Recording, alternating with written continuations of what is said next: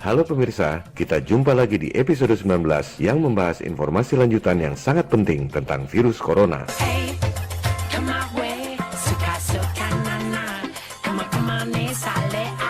Episode 18 lalu, belum genap 7 hari tayang, memperoleh 1,5 juta viewers lebih, 96,2% likes.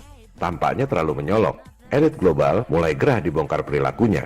Maka, episode 18 di-ban oleh YouTube yang dimiliki oleh elit global. Hey, I'm not surprised, motherfuckers. Hey, come my way. Suka nana. Come on, sale ale. With the suka mama. Pada episode ini, kita bongkar sebuah dokumen kredibel yang sangat mengejutkan. Skenario lockdown akibat penyebaran virus flu sudah dibuat oleh Rockefeller Foundation 10 tahun lalu, tahun 2010. Ini adalah bukti otentik, dokumen resmi yang bahkan ada di Universitas PBB. Apa yang terjadi saat ini? Panik global, orang-orang pasang masker, cek temperatur sebelum masuk gedung, toko-toko tutup, lockdown, ekonomi runtuh, adalah persis seperti skenario yang dibuat 10 tahun lalu oleh Rockefeller Foundation yang merupakan salah satu pentolan elit global.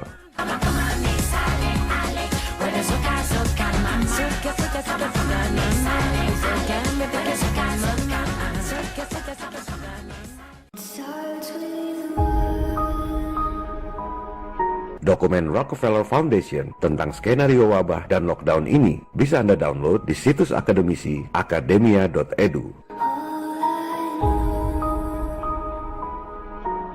Para penggagas dan donatur Rockefeller Foundation diwakili oleh Managing Director-nya dan Global Business Network diwakili oleh Co-Presiden. Dokumen ini menggunakan kedok kajian akademis, di mana Rockefeller Foundation dengan dana berlimpah memanggil narasumber dari berbagai kalangan, termasuk berbagai universitas terkemuka di Amerika, seperti MIT, New York University, Boston University, University of California Berkeley, dan The George Washington University.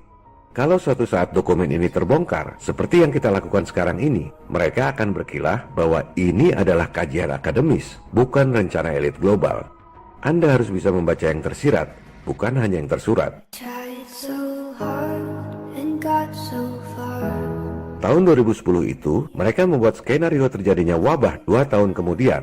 Menariknya, mereka menggunakan past tense, seolah-olah semua sudah terjadi. Mereka spesifik menggunakan istilah wabah sejenis flu yang berbeda dengan virus flu sebelumnya. Persis seperti itulah COVID-19. Wabah mengakibatkan lumpuhnya perekonomian, industri pada mati, rantai suplai dunia hancur, toko-toko dan kantor-kantor pada tutup, para karyawan jadi pengangguran. Hebatnya, mereka sudah menskenariokan bahwa Cina adalah negara pertama yang melakukan lockdown akibat virus, persis seperti yang terjadi di Wuhan 10 tahun kemudian.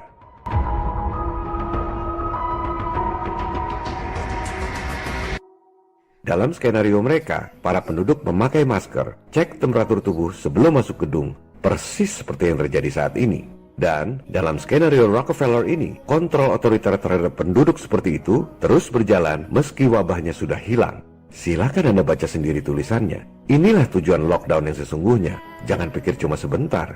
Tujuannya supaya rakyat jadi seperti tawanan di penjara.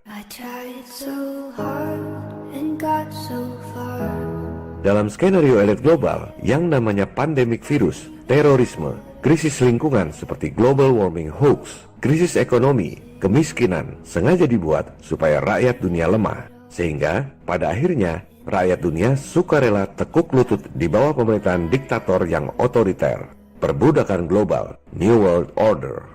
One thing, I don't know why. It doesn't even matter how hard you try. Keep that in mind. I designed this rhyme to remind myself of a time when I...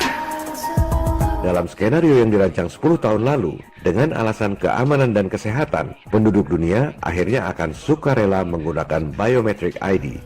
Itulah chip yang ditanamkan di tubuh Anda yang dibahas pada episode lalu. Dalam skenario mereka, Anda akan minta ditanam chip secara sukarela karena takut masalah keamanan, takut masalah kesehatan, dan sekaligus nantinya sebagai alat pembayaran satu-satunya pengganti uang, mata uang tunggal dunia di bawah New World Order.